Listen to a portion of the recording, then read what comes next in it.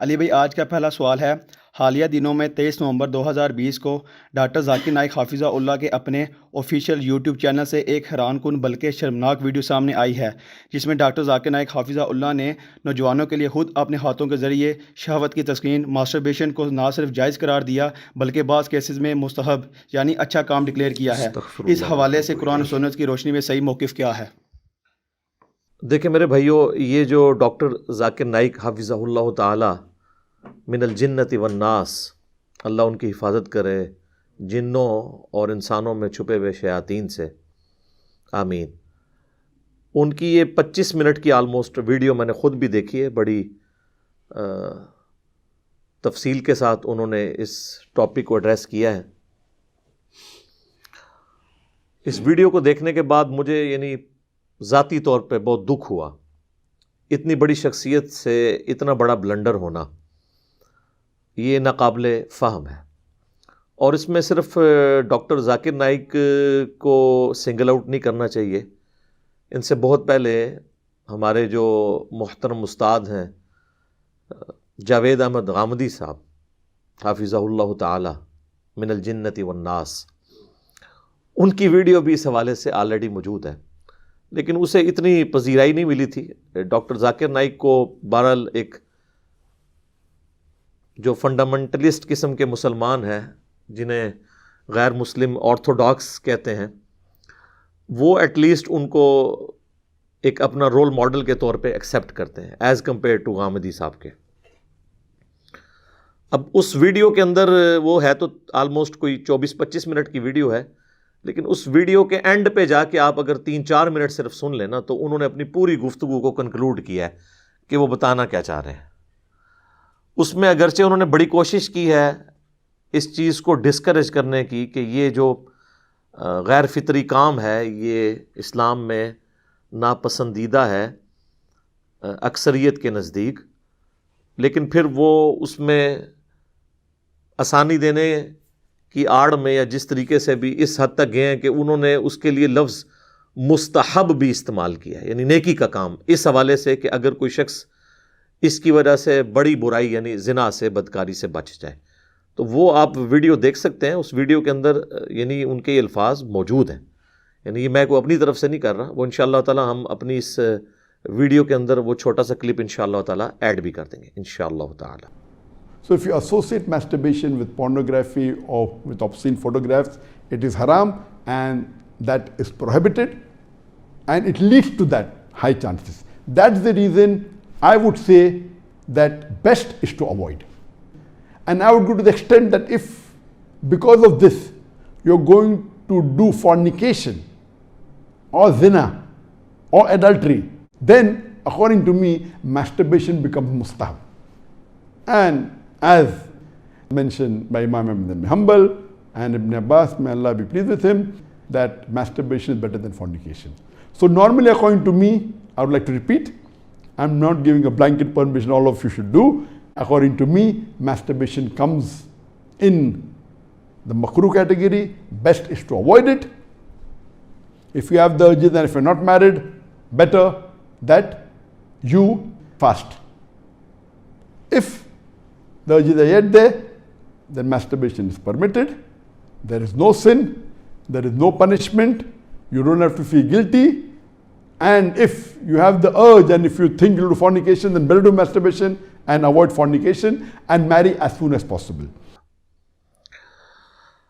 اب میرے بھائیو، یہ جو مسٹربیشن جسے انگلش میں کہا جاتا ہے اور عربی زبان کے اندر اس کے لیے جو ٹرمنالوجی استعمال ہوتی ہے وہ ہے الاستمناء بالید، یعنی ہاتھوں کے ساتھ اس طرح کا فعل کرنا۔ اردو زبان کے اندر ہم اس کے لیے مشت زنی کا لفظ استعمال کرتے ہیں۔ انگلش میں ایک اور ورڈ بھی یوز کیا جاتا ہے ہمارے سب کانٹیننٹ میں، ہینڈ پریکٹس کے نام سے۔ اب یہ ساری گفتگو میرے مزاج کے بالکل خلاف ہے۔ میں نے آج تک سیکس کے اوپر صرف ایک ہی ویڈیو ریکارڈ کروائی ہے، مسئلہ 155، اس کے کئی ایک کلپس ملینز آف پیپل نے دیکھے ہیں، لیکن وہ ویڈیو ایک ہی تھی۔ اس کے بعد میں نے اس چیپٹر کو کلوز کر دیا تھا۔ میرا مزاج نہیں کہ میں اس طرح کی چیزوں کو اس طرح اوپنلی ڈسکس کروں، اب چونکہ ڈاکٹر ذاکر نائک ایک بڑی پرسنالٹی ہیں، ان کی طرف سے یہ ایک فتنہ اٹھایا گیا ہے، پنجابی والا فتنہ نہیں، عربی والا، آزمائش والی چیز، جس طرح کہ 2009 کے اندر انہوں نے یزید ابن معاویہ کے حوالے سے ایک فتنہ کھڑا کیا تھا، تو پھر مجبوراً مجھے اس کا جواب دینا پڑا، تو ہم تو سلوشن اینڈ پہ کھڑے ہوئے تھے۔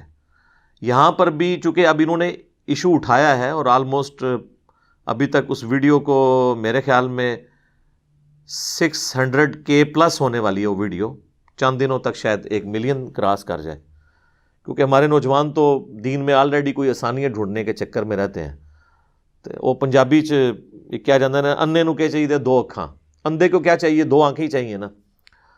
تو اگرچہ اس پوری ویڈیو میں انہوں نے خوف خدا رکھتے ہوئے پوری کوشش کی ہے کہ اس کو ڈسکریج کیا جائے، لیکن جو انہوں نے اس میں راستہ نکالا ہے نا، اب وہ راستہ چونکہ اب نکال دیا، پچھلی ساری وہ جو انہوں نے شرائط اس کے ساتھ لگائی ہیں کہ جی کوئی گندا خیال ذہن میں نہ لایا جائے، اور کوئی گندی ویڈیو، کوئی تصویر، اس طرح کی کوئی چیز ذہن میں نہ ہو، ویسے ہی کوئی کرے، ویسے کون کرے گا؟ یہ تو مطلب ایک ایسی تھیوریٹیکل بات کی ہے کہ جو امپاسبل ہے آن دا فیس آف ارتھ۔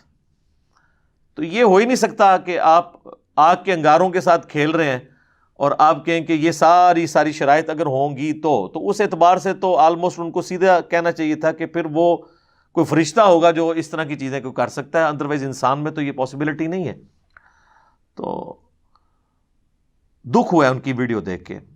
میں تو یعنی ان سے ریکویسٹ کروں گا کہ اپنے اس موقف سے رجوع کریں، ادروائز جو انہوں نے اس ویڈیو میں خود کہا ہے کہ میں بڑے عرصے سے اس ایشو کو اوائڈ کر رہا تھا، مہربانی کر دے تجھے اوائڈ ہی کر دے، اب بولیں آپ تو اس سے زیادہ مصیبت کھڑی ہو گئی ہے، اور اس سے کوئی آپ کی مقبولیت میں اضافہ نہیں ہوگا۔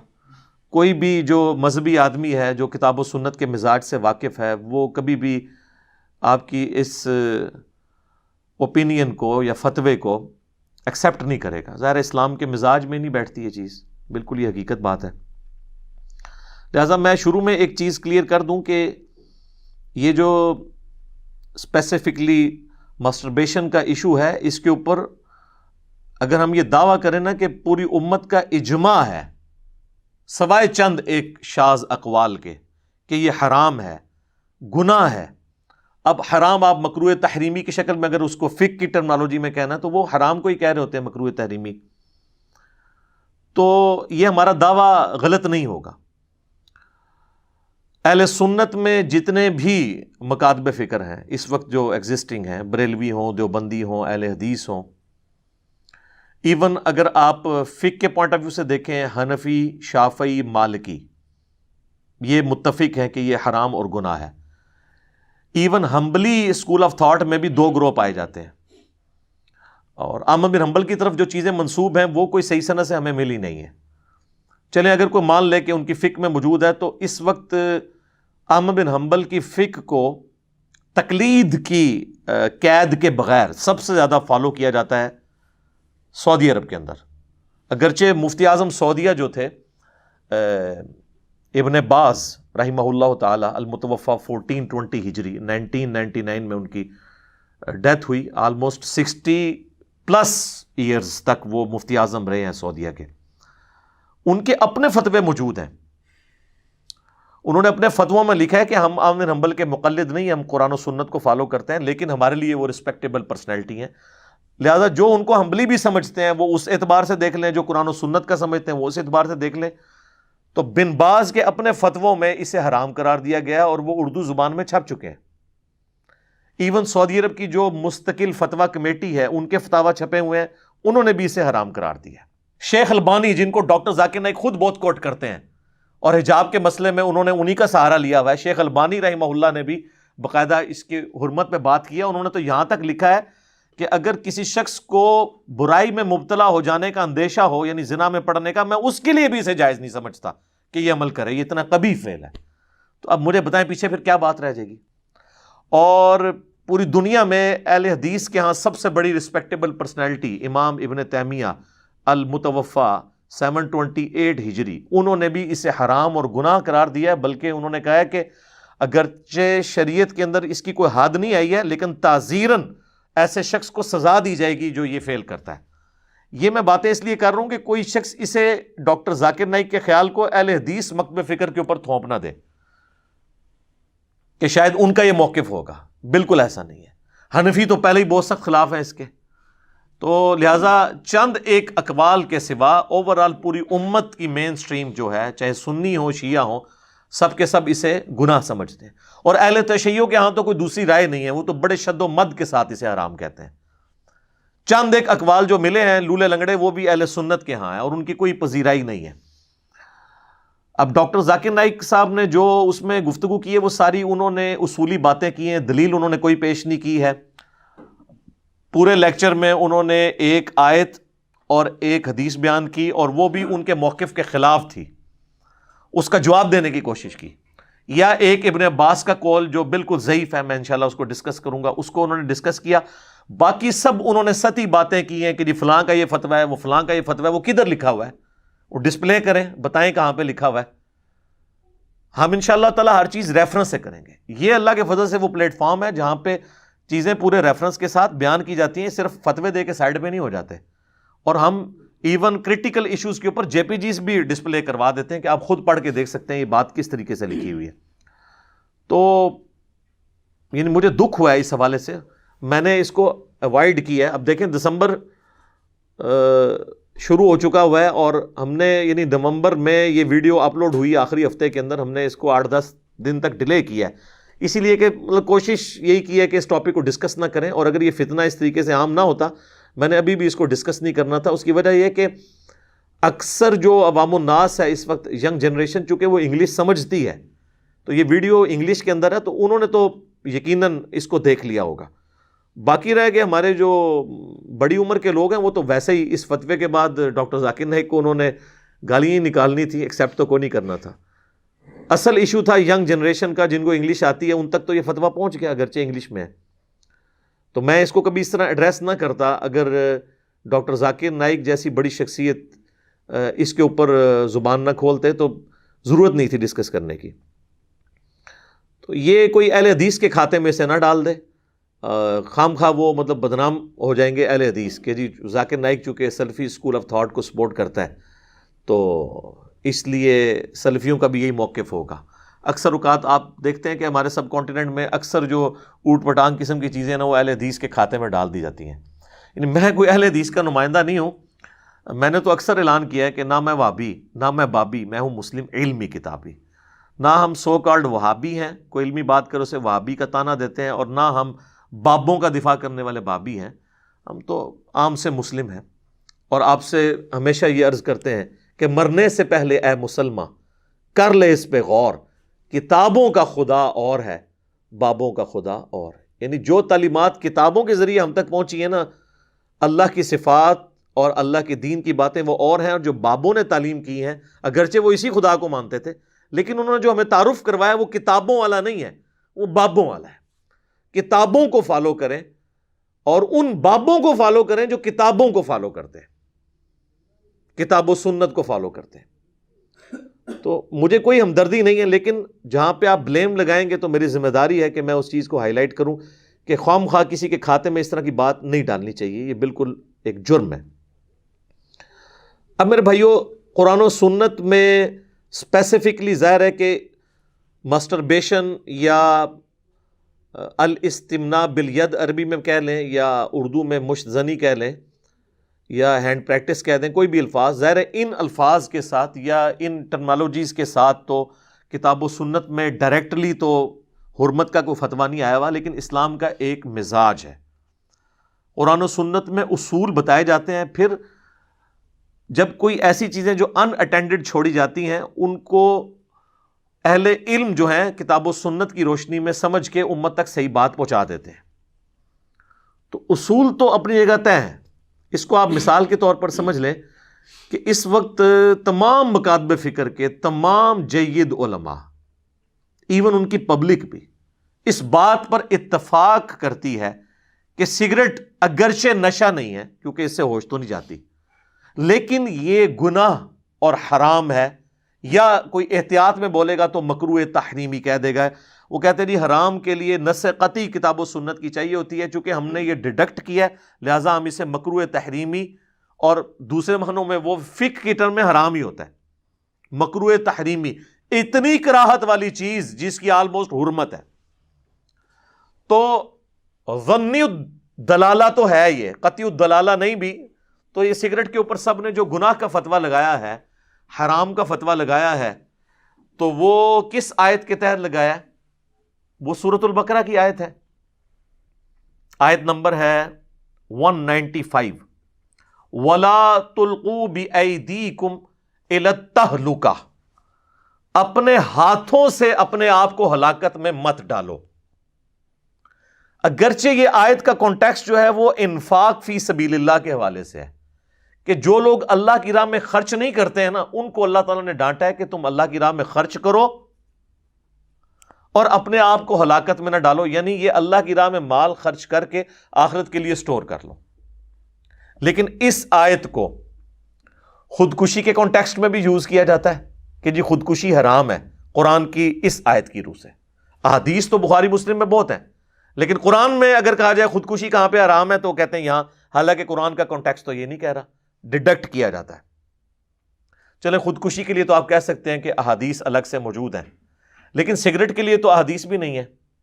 اگر آپ نشہ والی احادیث لگائیں گے تو نشہ تو وہ اس اعتبار سے نہیں ہے کہ ہوش گنوا دے، تو وہ کہتے ہیں نہیں، قرآن میں ہے اپنے آپ کو ہلاکت میں نہ ڈالو، یعنی خودکشی کرنے کی طرف ہی لے جانے والی چیز ہے. سائنٹیفکلی یہ چیز پروف ہے کہ سگریٹ کے ذریعے پھیپھڑے خراب ہو جاتے ہیں اور انسان وقت سے پہلے ایکسپائر ہو جاتا ہے.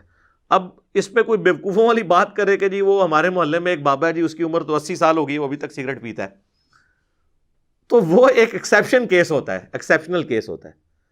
اس طریقے سے نہیں انالیسس کیا جاتا. انالیسس یہ کیا جاتا ہے کہ 100 بندے لیے جائیں جو سگریٹ پی رہے ہوں اپنی ینگ ایج سے، اور 100 وہ لیے جائیں جو نہ پی رہے ہوں. اب دیکھیں کہ کون 80 تک پہنچتا ہے، تو پتہ چلے گا وہ ایک ہی بابا 80 تک پہنچا ہوا ہے، اس کے ساتھ کے سارے 60 سے پہلے ہی ایکسپائر ہو گئے ہوئے ہیں. تو اس طریقے سے چند ایک چیزوں کو، مثالوں کو اٹھا کے آپ نے یہ نہیں سگریٹ کے فضائل نہیں سنانے ہوتے.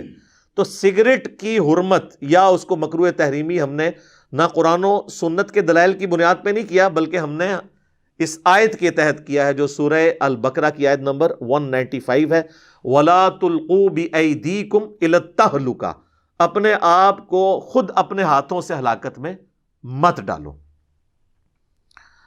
اب کوئی کہہ سکتا ہے کہ یہ علماء نے خام خواہ اس آیت سے کیوں لیا ایسے؟ تو صحابہ بھی اسی طرح لیتے تھے. اس کی میں آپ کو ایک مثال پیش کرتا ہوں. صحیح بخاری اور صحیح مسلم دونوں میں ایک حدیث موجود ہے کہ ایک عورت عبداللہ ابن مسعود رضی اللہ تعالیٰ عنہ کے پاس آتی ہے اور کہتی ہے کہ میں نے سنا ہے کہ آپ ایسی عورتوں پر لعنت کرتے ہیں جو عورتیں دانتوں کے درمیان گیپ بنواتی ہیں اور گندواتی ہیں، جو ٹیٹو بنوانا، اور چہرے کے بال نوچتی ہیں، جس کی آج کل ایک ماڈرن فارم یہ پلکنگ ہے. تو ان تینوں اعمال کرنے والی عورتوں پر آپ لعنت کرتے ہیں. تو ابن مسعود نے فرمایا ہاں، میں کیوں نہ لعنت کروں ایسی عورتوں کے اوپر جن پر اللہ کے رسول صلی اللہ علیہ وآلہ وسلم نے لعنت کی ہے، اور اس سے بڑھ کر اللہ نے اپنی کتاب کے اندر، اپنی کتاب میں قرآن کے اندر لعنت کی ہوئی ہے. تو میں ایسی عورتوں پہ کیوں نہ لعنت کروں؟ تو وہ عورت کہتی ہے کہ حضرت میں نے پورا قرآن پڑھا ہے، مجھے تو قرآن میں ایسی کوئی آیت نظر نہیں آئی کہ جس میں اللہ تعالیٰ نے ٹیٹو بنوانے کو یا دانتوں میں گیپ بنوانے کو یا چہرے کے بال اکھاڑنے کو حرام کہا ہو. اچھا، وہ چہرے کے بال عورت اکھاڑ سکتی ہے، اس پہ اجماع ہے، جو مونچھیں یا داڑھی نکل ہے، کیونکہ وہ فطرت کے خلاف ہے. مرد کو اللہ نے دی ہے، عورت کو نہیں دی. یہ ان بالوں کی ہے کہ جو بال اللہ نے دیے ہیں عورت کو اور وہ جان بوجھ کے اکھاڑ دیتی ہے. تو جناب وہ ایک صحابیہ ہی ایسی بات کر سکتی تھی، یا کوئی تابعی عورت ہوگی. وہ آج کل کی عورت تو اتنے وثوق سے نہیں کہہ سکتی کہ میں نے قرآن پڑھا ہوا ہے. یہاں پہ تو ہمارے بڑے بڑے علماء قرآن کو حدیث کہہ کے، حدیث کو قرآن کہہ کے بیان کر دیتے ہیں. تو ابن مسعود رضی اللہ تعالیٰ نے فرمایا کہ تو نے قرآن میں یہ آیت نہیں پڑھی، سورۃ الحشر کی آیت نمبر 7، وَمَا آتَاكُمُ الرَّسُولُ فَخُذُوهُ وَمَا نَهَاكُمْ عَنْهُ فَانْتَهُوا، جو رسول اللہ تمہیں دیں صلی اللہ علیہ وآلہ وسلم وہ لے لو، اور جس سے منع فرما جائیں اس سے رک جاؤ. تو رسول اللہ ہی نے لعنت کی ہے ان کے اوپر. تو قرآن کے اندر جب یہ ہے کہ رسول اللہ کوئی چیز دیں تو یہ رسول اللہ نے ہمیں بات دی ہے. میں نے خود اللہ کے نبی صلی اللہ علیہ وآلہ وسلم سے ایسی عورتوں کے بارے میں لعنت کے الفاظ سنے تھے. اچھا آپ قرآن کھول کے سورۃ الحشر کی آیت نمبر 7 پڑھیں گے تو آپ کو پتہ چلے گا یہ آیت مال غنیمت کے بارے میں ہے کہ جو مال غنیمت میں سے حصہ رسول اللہ تمہیں دیتے ہیں صلی اللہ علیہ وآلہ وسلم وہ لے لو, اور جو کسی کو نہ دینا وہ برا نہ مانا کرے, کیونکہ اللہ کے نبی علیہ السلام کی آپ نے اتباع اختیار کرنی ہے. اس کا دور دور کوئی لینا دینا نہیں تھا پلکنگ کرنے کے ساتھ یا دانتوں میں گیپ بنوانے کے ساتھ یا ٹیٹو بنوانے کے ساتھ. لیکن ابن مسعود نے اس آیت کو جنرلائز کر دیا کہ یہ جنرل ہے آیت, قرآن میں اسپیسیفک تھی. اب اس عورت نے کہا کہ میں نے تو سنا ہے آپ کی بیوی بھی ایسا کرتی ہے. تو ابن مسعود نے کوئی برا نہیں مانا. انہوں نے کہا اندر جاؤ میرے گھر میں دیکھ لو میری بیوی یہ کرتی ہے یا نہیں کرتی. تو وہ عورت اندر گئی تو واپسی پہ شرمندہ ہو کے باہر نکلی. انہوں نے کہا آپ کی بیوی تو یہ نہیں کرتی. یعنی صحابہ کے زمانے میں بھی صحابہ کی بیویوں کے بارے میں عجیب و غریب باتیں مشہور ہو جاتی تھی. یعنی پراپوگنڈا کتنی بری چیز ہے. تو ابن مسعود نے پھر ایک جملہ بولا. انہوں نے کہا کہ اگر میری بیوی یہ کرتی ہوتی تو وہ پھر ابن مسعود کی بیوی نہ ہوتی, کہ جو اللہ کے نبی کی نافرمان ہو وہ ایسی عورت میرے ساتھ ہو سکتی ہے جس نے پوری زندگی حضور علیہ السلام کے ساتھ گزاری ہے رضی اللہ تعالیٰ عنہ وعلیہ السلام. تو اس آیت سے یہ پتہ چلا کہ صحابہ اکرام علیہم رضوان آیات کو جنرلائز بھی کر لیا کرتے تھے. اسی کے تحت ہم نے سگریٹ کو اس کیٹیگری میں فال کیا ہے جو سورہ البقرہ کی آیت نمبر 195 ہے, وَلَا تُلْقُوا بِأَيْدِيكُمْ إِلَى التَّهْلُكَةِ. یہ میں نے آپ کو بنیاد اس لیے بنائی تاکہ آپ کو آگے پتہ چلے کہ ہمارے ائمہ اکرام نے اگر قرآن کی کسی آیت سے مسٹربیشن کو حرام قرار دیا ہے تو وہ بالکل صحابہ کے طریقے کے اوپر ہے. یہ کوئی انہوں نے اپنی طرف سے چیزیں انوینٹ نہیں کی ہیں, دین کے اندر داخل نہیں کی ہیں.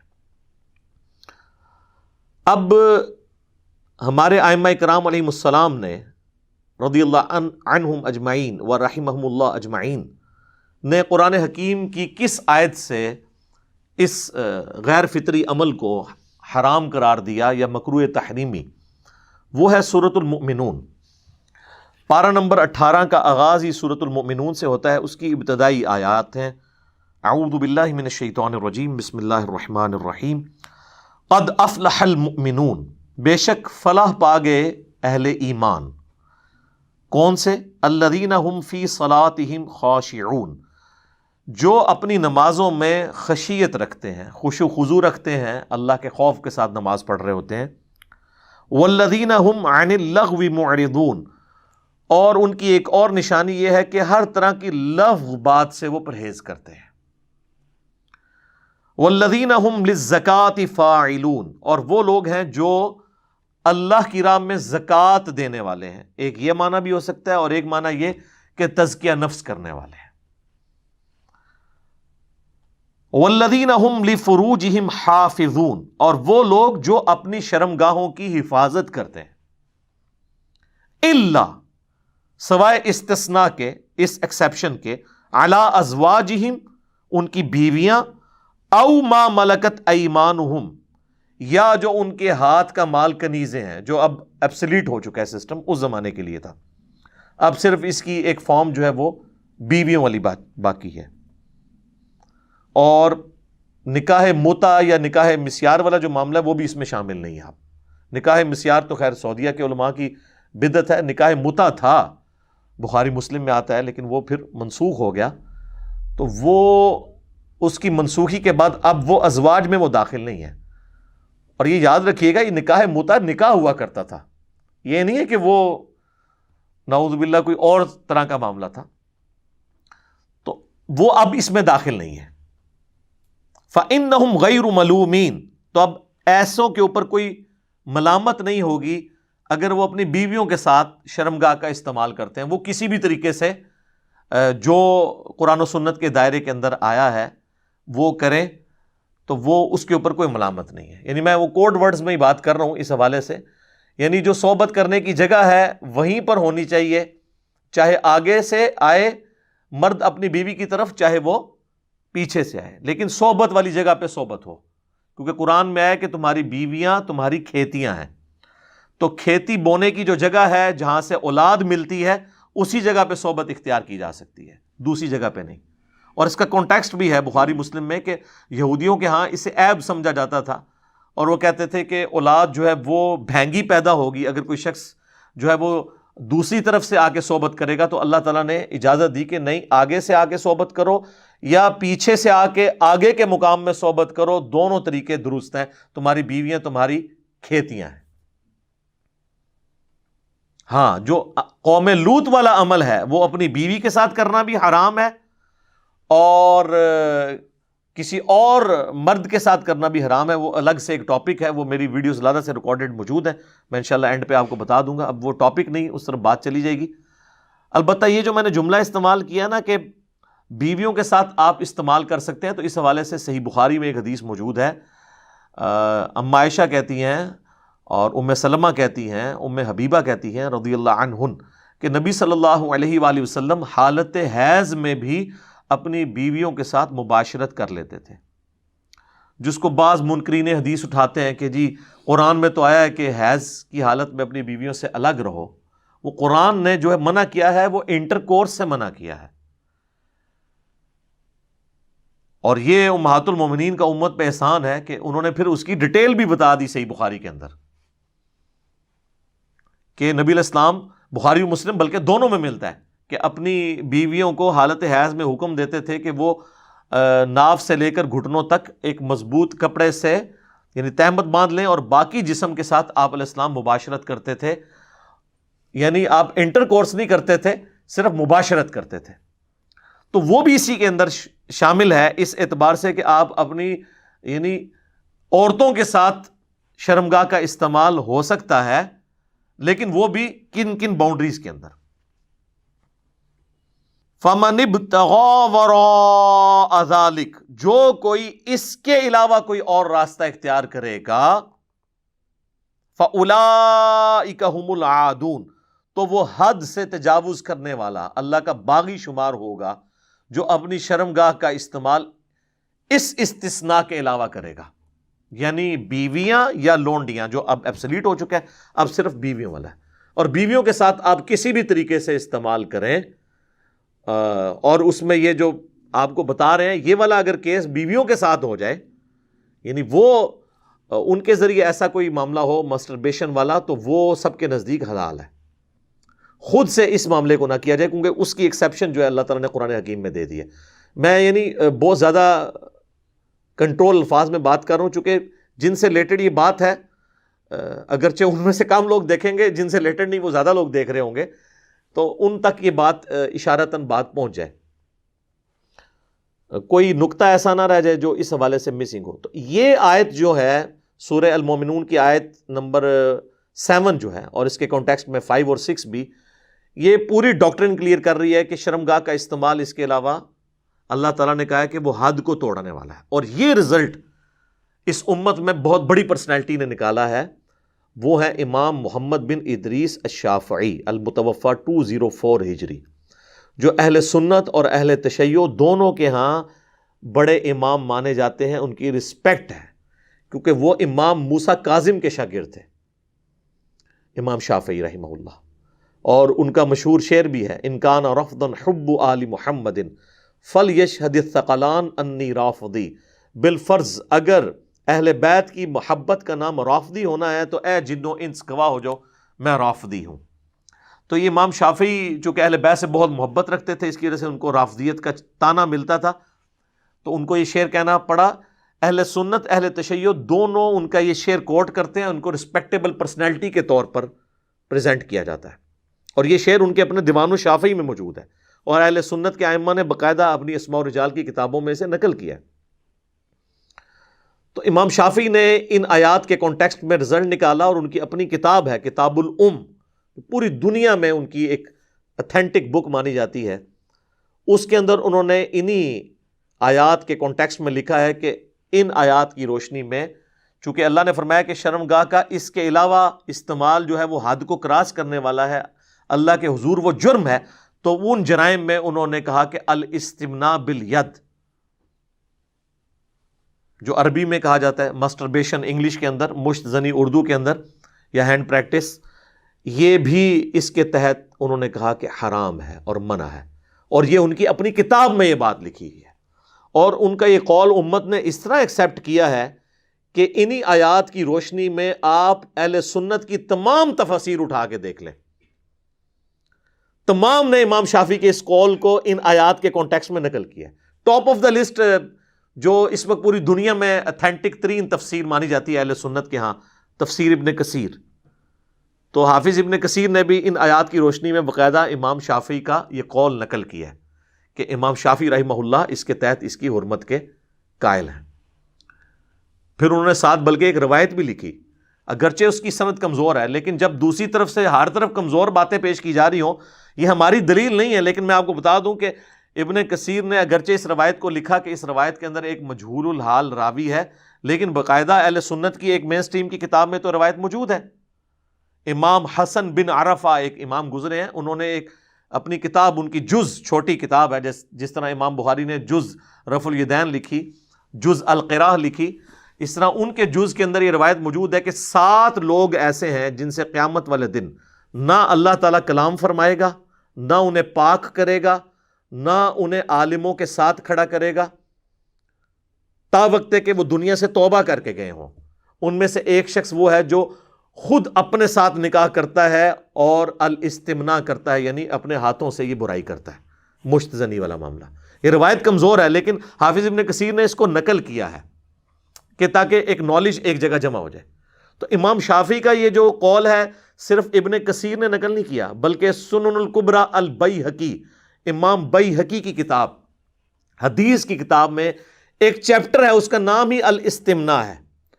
اس کی ہیڈنگ کے اوپر امام بیہقی نے پہلے تو یہ آیت لکھی ہے، سورہ المومنون کی آیت نمبر 5، 6، 7، اس کے بعد امام شافعی کا قول انہوں نے چیپٹر کی ہیڈنگ میں لیا ہے،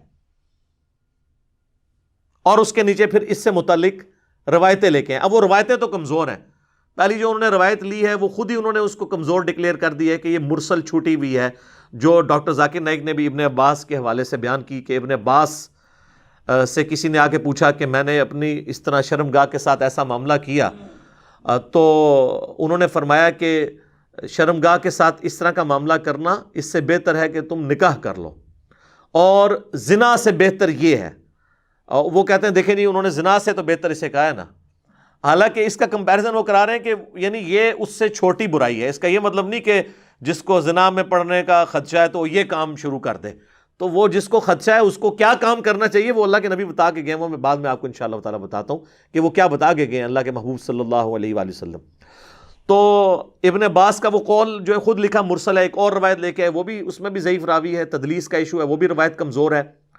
اور اسی طریقے سے امام بیہقی سے بھی آلموسٹ 200 سال پہلے امام بخاری کے استاد ہیں امام عبد الرزاق، جن کی مصنف عبد الرزاق ہے، انہوں نے بھی الاستمناء کے اوپر ایک چیپٹر باندھا ہے، اس میں روایتیں لے کے آئے ہیں، اور ابن عباس والی یہ روایت وہ بھی لے کے آئے ہیں، وہ بھی روایتیں کمزور ہیں، یہی والی روایت تھی۔ اور بہرحال اس میں صحیح سند سے ایک تابعی کا قول وہ لے کے آئے ہیں، عطا بن ابی رباح کا، جو امام حنیفہ رحمہ اللہ کے استاد بھی ہیں اور جلیل القدر تابعین میں سے ہیں، اور امام ابو حنیفہ کا قول یہ صحیح سند سے ثابت ہے کہ میں نے روئے ارض پہ عطا بن ابی رباح سے افضل شخص کوئی نہیں دیکھا۔ اسی کے تحت ہم سمجھتے ہیں کہ امام حنیفہ نے کسی صحابی کی زیارت نہیں کی، ورنہ کوئی ادنا صحابی بھی ہوتا تو وہ ان سے تو افضل ہوتا۔ اور مزے کی بات، کشف المحجوب جو تصوف میں دنیا میں اتھینٹک بک مانی جاتی ہے، علی بن عثمان حجویری المتوفی 465 ہجری، انہوں نے امام حنیفہ کو تبع تابعین والے چیپٹر میں ڈالا ہے، تابعین والے میں نہیں۔ تو یعنی حالانکہ انہوں نے امام حنیفہ کی شان میں اپنا ایک خواب بھی لکھا، نبی الاسلام کو خواب میں دیکھا کہ انہوں نے ان کو گود میں اٹھایا ہوا امام حنیفہ کو، تو وہ سمجھ گئے کہ میرا امام ہے، اور یہ اتنا مشہور ہوا کہ تذکرۃ الاولیاء جو پوری دنیا میں تصوف کے جو ڈکلیئرڈ اولیاء ہیں ان کی بایوگرافی کے اوپر اتھینٹک کتاب ہے جس کے حوالے فضائل سنت دعوت اسلامی کی اس میں موجود ہیں، اور فضائل اعمال اور فضائل صدقات تبلیغی جماعت کی اس میں موجود ہیں۔ تذکرۃ الاولیاء شیخ فرید الدین عطار المتوفی 627 ہجری، انہوں نے باقاعدہ امام حنیفہ پہ جو چیپٹر باندھا ہے نا، اس میں انہوں نے کشف المحجوب کا حوالہ دیا ہے کہ شیخ علی بن عثمان حجویری نقل کرتے ہیں، حجویری کا لفظ نہیں لکھا، شیخ علی بن عثمان اپنی کتاب میں نقل کرتے ہیں، تو وہ حجویری نہیں لکھا اس لیے عام لوگوں کو تو پتہ نہیں چلا، وہ انہوں نے کشف المحجوب کا حوالہ دیا ہوا اپنی کتاب میں امام حنیفہ کی شان میں۔ تو امام حنیفہ جو ہیں وہ کہتے ہیں کہ میں نے عطا بن ابی رباح سے افضل شخص نہیں دیکھا، اور امام عبد الرزاق جو امام بخاری کے استاد ہیں، انہوں نے عطا بن ابی رباح کا قول نقل کیا ہے صحیح سند کے ساتھ، کہ وہ کہتے ہیں کہ میں اس عمل کو الاستمناء کو بالکل جائز نہیں سمجھتا، میں اسے مکروہ سمجھتا ہوں، کراہت والا عمل سمجھتا ہوں، بلکہ المصنف ابن ابی شیبہ میں جو امام عبد الرزاق کے زمانے میں ہی دوسرے امام گزرے ہیں، اور وہ بھی امام بخاری اور مسلم کے استاد ہیں، بلکہ امام مسلم نے 1500 حدیثیں امام ابن ابی شیبہ سے لی ہیں اپنی صحیح مسلم میں۔ انہوں نے عطا بن ابی رباح کا یہ قول نقل کیا ہے کہ جو اس طرح کا کام کرے گا اس کا روزہ ٹوٹ جائے گا، صحیح سند کے ساتھ، اور یہ اردو زبان میں آلموسٹ ساری کتابیں آ چکی ہیں، ہم سب کے JPGs بھی ساتھ اٹیچ کریں گے، کسی کو اگر وہم ہوا تو وہ دیکھ لے، خود پڑھ لے۔ تو انہوں نے کہا روزہ ٹوٹ جائے گا۔ اب روزہ ٹوٹ جائے گا، اب اس کے بعد اختلاف ہے کہ اس کا کفارہ کیا وہ 60 روزوں والا ہوگا، لیکن اس میں امت کی اکثریت یہ کہتی ہے نہیں، اس کے بدلے ایک ہی روزہ رکھے گا اور توبہ کرے گا۔ 60 روزوں والا صرف اس ایکسٹریم کے لیے جو بخاری اور مسلم میں ہے کہ اگر کوئی شخص اپنی بیوی کے ساتھ صحبت کر لیتا ہے یا نعوذ باللہ کوئی زنا والا معاملہ کرتا ہے، اس کے لیے 60 روزے والا کفارہ ہے۔ اس کیس میں صرف ایک روزہ ہی وہ رکھے گا، البتہ روزہ اس کا ٹوٹ جائے گا۔ آپ اس سے اندازہ لگائیں کہ ہمارے ائمہ محدثین نے باقاعدہ یعنی اس کو ٹاپک بنا کے سنن کبریٰ البیہقی میں بھی ایڈریس کیا اور مصنف عبد الرزاق کے اندر۔ تو اگر کتابیں آپ پڑھیں گے تو آپ کو پتہ چلے گا کہ کتابوں کے اندر یہ چیزیں کس طریقے سے لکھی ہیں۔ البتہ یہ جو ہماری باقی مین سٹریم کی کتابیں ہیں بخاری اور مسلم، اس میں چیپٹر بنا کے اسے ایڈریس نہیں کیا گیا، لیکن الگ سے اس کے اوپر ڈسکشن اس اعتبار سے ہوئی ہے انڈائریکٹلی۔ وہ اب اذانیں شروع ہو چکی ہیں، انشاءاللہ اذانوں کے وقفے کے بعد میں انشاءاللہ آپ کو وہ بتاتا ہوں انشاءاللہ تعالی۔ سورۃ النور کی آیت نمبر 33 ہے۔ ایک تو ہم آیت آلریڈی ڈسکس کر چکے ہیں، سورہ المومنون کی آیت نمبر 5، 6 اور 7۔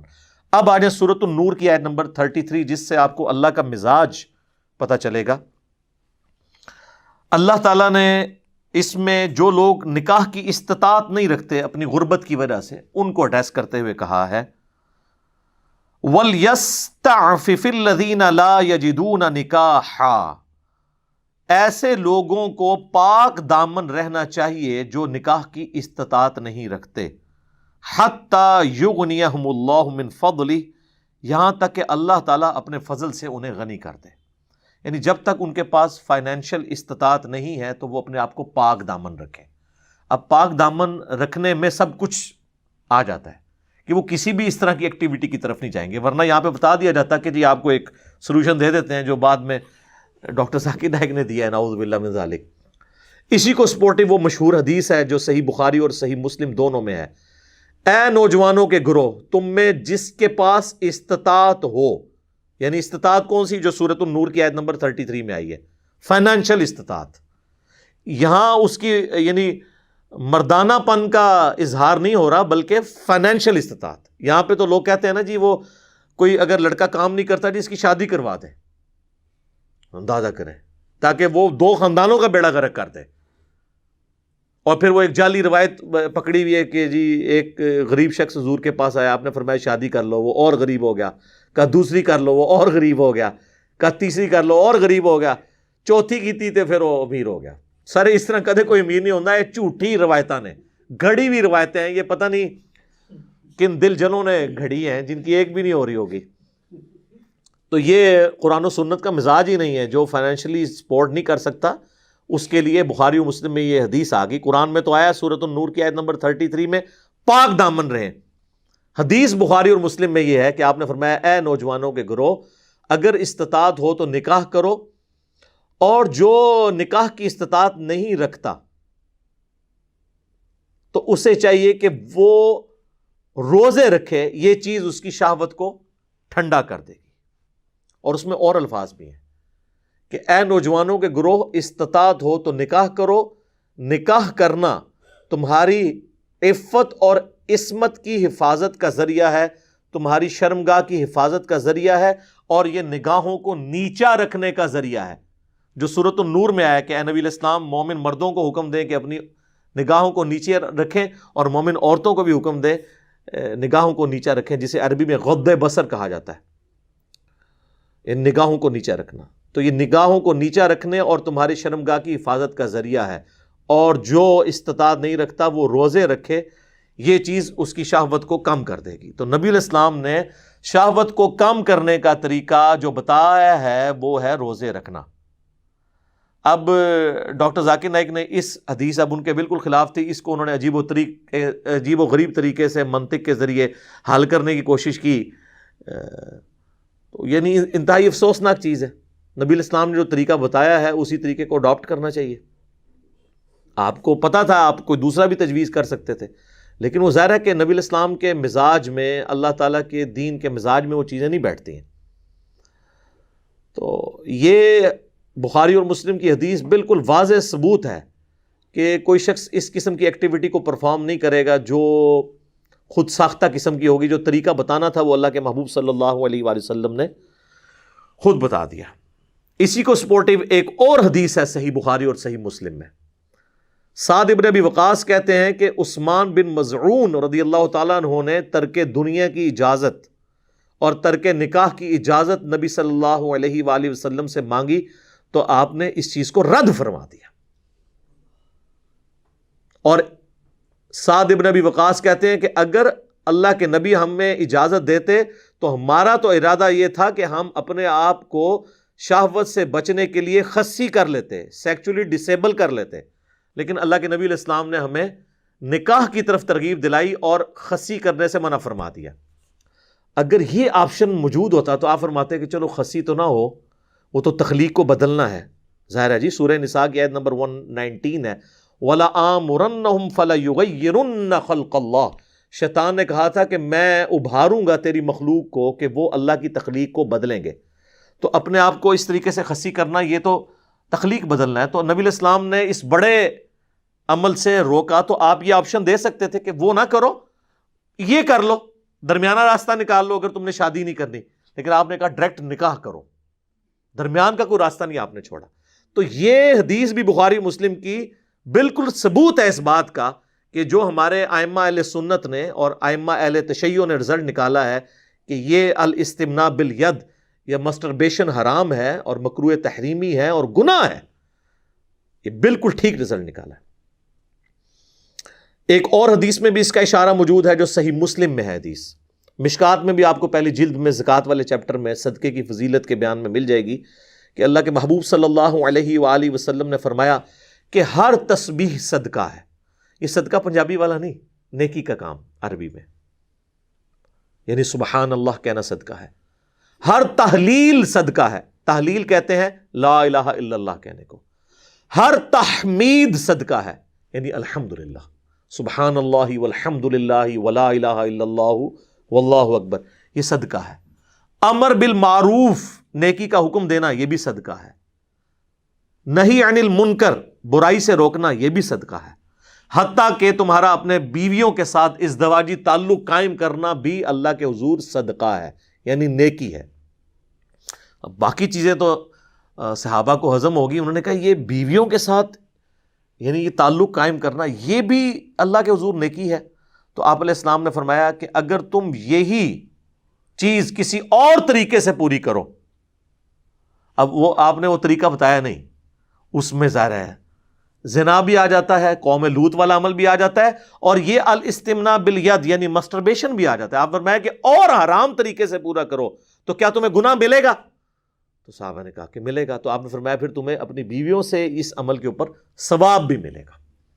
اس حدیث کے اندر بھی اس کو یعنی جو ائمہ اہل سنت کا موقف ہے اور ائمہ اہل تشیع کا، اس کو سپورٹ ملتی ہے الحمدللہ.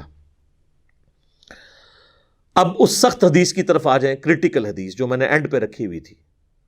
اس کی طرف تو اشارہ ہی نہیں کیا کسی نے، نہ ڈاکٹر ذاکر نائک نے اپنی گفتگو میں اسے ڈسکس کیا، نہ ان کے خلاف مضامین لکھنے والوں نے۔ وہ حدیث بخاری اور مسلم دونوں میں ہے کہ نبی صلی اللہ علیہ وآلہ وسلم نے فرمایا آنکھوں کا زنا دیکھنا ہے،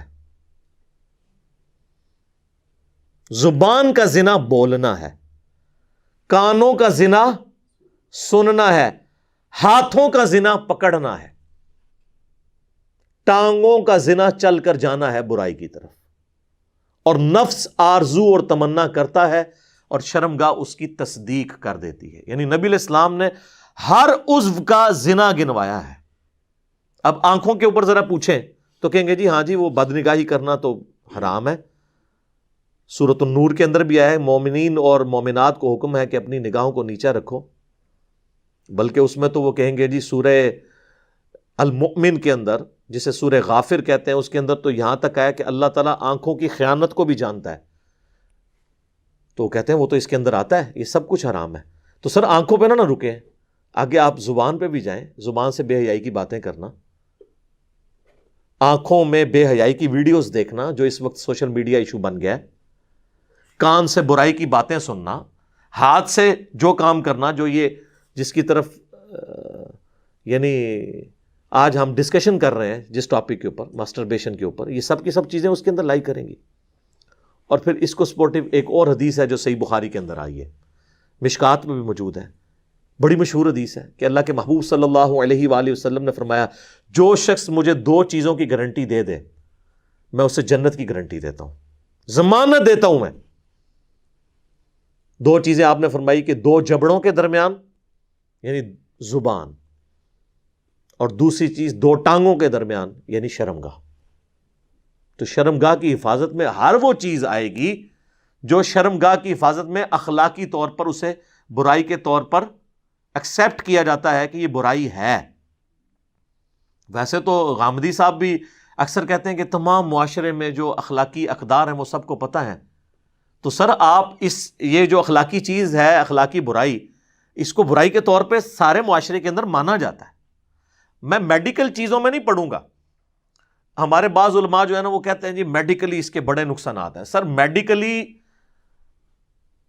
اس عمل کے ایکسیسو کرنے کے نقصانات ہیں، ہم اس کی جو حرمت بتا رہے ہیں کتاب و سنت کے دلائل کی روشنی میں بتا رہے ہیں۔ اگر آپ یہ کریں گے تو وہ تو میڈیکلی اگر کوئی شخص زیادہ اپنی بیویوں کے ساتھ تعلق قائم کرتا ہے تو وہ بھی ہم نے کئی ایکسپائر ہوتے دیکھے ہیں لوگ، وہ تو اس کے بھی نقصانات ہیں۔ Access of every thing is bad, ٹھیک ہے، وہ ایکسپائر اس طرح ہو جاتے ہیں نا کہ پھر وہ اس قسم کے وہ پھر کشتے اور اس قسم کی ادویات استعمال کرتے ہیں کہ ان کے پھر وہ گردے خراب ہو جاتے ہیں اور وہ فارغ ہی ہو جاتے ہیں۔ تو اگر آپ یہ آپ لولی لنگڑی دلیل دیں گے نا میڈیکل، وہ تو کہیں گے جناب جڑے جائز والے وہ بھی فارغ ہوئے ہیں، لہٰذا میں اس میڈیکل والے چکر میں نہیں پڑتا۔ اور اس کے لیے خیر انہوں نے بہت اور طریقے بھی ڈیوائز کر لیے ہیں کہ وہ اس کے وہ والا اسپیکٹ نہ آئے، یہ وہ میں ٹاپک ڈسکس نہیں کرنا چاہتا، میں صرف اس حوالے سے ہمیں کوئی انٹرسٹ نہیں اس ٹاپک میں، ایک برائی والا ایک معاملہ ہے تو ہم اس کو صرف کنڈیم کرنے کے لیے یہاں پہ بیٹھے ہیں انشاءاللہ کتاب و سنت کے دلائل کی روشنی میں۔ تو نبی علیہ السلام فرمایا کہ جو مجھے گارنٹی دے گا نا تو میں اسے جنت کی گارنٹی دیتا ہوں، جو اپنی زبان کی حفاظت اور اپنی شرمگاہ کی حفاظت کی گارنٹی دیتا ہے۔ تو بالکل یہ واضح ہو گیا۔ اب چونکہ یہ ٹاپک بڑا یعنی ایک سینسٹیو ہے، میں کوشش کرتا ہوں اسے اوائڈ کروں، ابھی تک اوائڈ کرتا آیا۔ میں نے ایک ہی ویڈیو ریکارڈ کی ہے، اس کے کئی کلپس ملینز آف پیپل تک پہنچے ہیں، اس ویڈیو کا ہم لنک دے دیں گے، مسئلہ 155 کا، وہ آپ دیکھ لیں۔ اس میں نے قوم لوط کا عمل جو ہے اس کو بھی ڈسکس کیا ہے، ہومو سیکچویلٹی کہہ لیں، اورل سیکس کا ایشو ڈسکس کیا ہے۔ ظاہر ہے یہ بھی ایک برائی ہے جو معاشرے میں آ رہی ہے، اس میں ایک کہیں پر تھوڑا سا اگر آپ اسکیپ روٹ کسی کو دے سکتے ہیں تو وہ یہ کہ کنڈوم کے استعمال کے ساتھ ہو، ورنہ تو ڈائریکٹلی ظاہر ہے اس طرح کا عمل کرنا تو اس کو کون ذی شعور شخص جو ہے وہ حلال کہے گا۔ ہماری ویڈیو میں سے بھی بعض لوگوں نے نیچے جو ہے نا وہ عجیب و غریب کمنٹس لکھے، جی علی بھائی نے اورل سیکس کو جائز قرار دے دیا، میرا دماغ خراب ہے۔ میں نے اس میں کہا تھا کہ اس کی کوئی صورت جائز بھی ہو سکتی ہے اور ناجائز بھی ہو سکتی ہے، تو میں نے اشارتاً بتا دی وہ چیز۔ اچھا، اس کے علاوہ یہ وقفہ کرنے کے لیے ادویات جو استعمال کی جاتی ہیں، اسی طریقے سے کوئی جو ہے وہ اپنے کاؤنٹر پارٹ کا دودھ پی لیتا ہے، یہ سارے ٹاپکس میں نے جو ہے وہ اس میں ڈسکس کیے ہیں، تو میں اب اس ڈیٹیل میں جانا نہیں چاہتا۔ ان تمام ویڈیوز کے لنک ہم اس ویڈیو کے نیچے ڈال دیں گے، جسے شوق ہے تو وہ دیکھے، کیونکہ ہو سکتا ہے بعض لوگ کہیں گے جی فلاں ٹاپک اس سے ریلیٹڈ تھا وہ آپ نے چھوڑ دیے، وہ جان بوجھ کے میں چھوڑ رہا ہوں تاکہ یہ اسپیسیفکلی اسی ایشو کے اوپر ویڈیو ریکارڈ رہے اور بیچ میں کوئی ایسی چیزیں نہ آ جائیں۔ اب یہ ذاکر نائک کا یہ کہنا کہ جی اب انہوں نے خیر ان کو بھی اپنی آخرت کی فکر ہے، انہوں نے کہا کہ جی کوئی برا خیال ذہن میں نہ لے کر آئیں، کوئی کسی کا ذہن میں تصور نہ لے کے آئیں، یہ نہ کریں یہ نہ کریں، بس صرف ویسے ہی کر لیں۔ تو ویسے تو نہیں ہو رہا ہوگا، اور وہ ویسے والا شاید وہ سمجھ رہے ہو جو ان کو سوال بھی آیا تھا ایک بندے کا کہ جی ہم میاں اور بیوی جو ہے وہ ویڈیو لنک کے اوپر گفتگو آپس میں کرتے ہیں اور ہم یہ کام کر لیتے ہیں، تو یہ ویڈیو آپ کیا سمجھتے ہیں یہ آپ کے درمیان ہے؟ یہ ویڈیو کل کو نیٹ پہ چڑھی ہوئی ہوگی؟ یعنی یہ ویڈیوز تو اتنا بڑا فتنہ ہے، تو آپ کو اتنی تکلیف کیا ہے؟ اپنی بیویوں کو ساتھ رکھیں نا۔ قرآن حکیم میں تو اشارتاً اس چیز کا ذکر موجود ہے کہ 4 مہینے سے زیادہ جو ہے وہ کوئی اپنی بیوی سے دور نہ رہے، تو اپنی بیویوں کو اپنے ساتھ لے کے جائیں۔ سورۃ البقرہ کے اندر ہے، اسی کے تحت سیدنا عمر نے جو ہے وہ 4 مہینے کے اندر اندر فوجیوں کو واپس بلا لیتے تھے جو بغیر بیویوں کے گئے ہوتے تھے، ادروائز تو نبی علیہ السلام نے کبھی بیوی کے بغیر سفر نہیں کیا، آپ کے تمام سفر بیویوں کے ساتھ ہیں، بلکہ بخاری مسلم میں موجود ہے آپ قرہ ڈالتے تھے، جس کے نام قرہ نکلتا تھا اس کو ساتھ لے کے جاتے تھے سفر میں، ٹھیک ہے؟ تو نبی علیہ السلام کا تو یہ ایک عمل ہے۔ تو آپ لوگ خود غلط کام کرتے ہیں، پھر اس کو جسٹیفائی کرنے کے لیے اور طریقے علماء سے ڈیمانڈ کرتے ہیں کہ جی ہم ویڈیو پہ میاں بیوی آمنے سامنے بیٹھ جائیں اور ہم یہ کوئی نہ کریں۔ یہ اس طریقے سے تو پھر معاملات جو ہیں وہ بگڑنا شروع ہو جائیں گے۔ یہ مطلب ایک خطرناک کھیل ہے جو آپ کھیل رہے ہوں گے۔ تو میں تو یہی کہوں گا کہ اس سے بچ جائیں، نگاہوں کی حفاظت کریں۔ اسلام کا مزاج جو ہے وہ غض بصر کا ہے، اس پہ بھی میری ویڈیو ہے، مسئلہ 161A، نگاہوں کو جھکانے کے بارے میں، غض بصر، اور اس کا پارٹ B تھا عورتوں سے متعلق پردہ، حجاب اور سارے عورتوں کے جو اس طرح کے مسائل ہیں میں نے اس کے اندر ڈسکس کیے ہیں۔ انشاءاللہ ان دونوں ویڈیوز کا لنک بھی ہم اپنی ویڈیو کے نیچے ڈال دیں گے انشاءاللہ تعالی۔ اور آخر میں ماں باپ سے ریکویسٹ کروں گا کہ آپ لوگ یہ تو کہتے ہیں کہ جی وہ اولاد ہمارے حقوق پورے کرے، کہ قرآن میں آیا کہ ماں باپ کو اف تک نہ کہو، جی بالکل آیا سورہ بنی اسرائیل کے اندر۔ جی قرآن حکیم میں جو ہے وہ کم از کم 5 مقامات پہ اللہ تعالیٰ نے توحید کے بعد ماں باپ کے تابع فرمان ہونے کا حکم دیا، جی بالکل دیا ہے۔ آپ کے بارے میں کوئی حکم نہیں دیا ہوا قرآن کے اندر کہ آپ نے اولاد کے ساتھ کیا کرنا ہے۔ تو وہ بھی آپ ذرا سورۃ النور پڑھ لیں، آیت نمبر 32، جس میں اللہ تعالیٰ نے حکم دیا ہے کہ بیوہ عورتیں ہیں جو غلام ہیں، وہ اگر استطاعت نہیں رکھتے فائنینشلی، تم انہیں سپورٹ کر کے ان کی شادی کرواؤ۔ یہ ماں باپ کو نہیں پتا۔ بچے نوکریوں پہ لگ جاتے ہیں، ٹھیک ہے جی، اس کے بعد بھی 5 سال تک ان کی شادی نہیں کرتے ہیں۔ ان کو ہوتا ہے کہ چلو یہ 5 سال اور نچوڑ لیں، پھر تو اس نے بیوی کا مرید بن جانا ہے۔ سر اگر آپ نے دینی تعلیم دی ہوگی نا تو وہ بیوی اور ماں باپ کے درمیان بیلنس رکھے گا، آپ بے فکر رہیں۔ اور جو آپ کے نصیب میں رزق لکھا ہے نا وہ آپ سے کوئی چھین نہیں سکتا۔ اور اگر آپ یہ اس طرح کے حربے استعمال کریں گے تو کیا ہوگا؟ بچے ہو جاتے ہیں جناب، نوکری لگ گئے ہیں 22-23 سال 25 سال کی عمر میں، 30 32 33 35 سال عمر ہو جاتی ہے، اگر بچہ کہیں پہ کہہ دے جی میری شادی کروا دو، کہتے ہیں ایڈی کیڑی جلدی ہے، اور اپنی ان کی شادیاں 18-20 سال کی عمر میں ہوئی ہوئی ہے، تو آنو کیڑی جلدی سی؟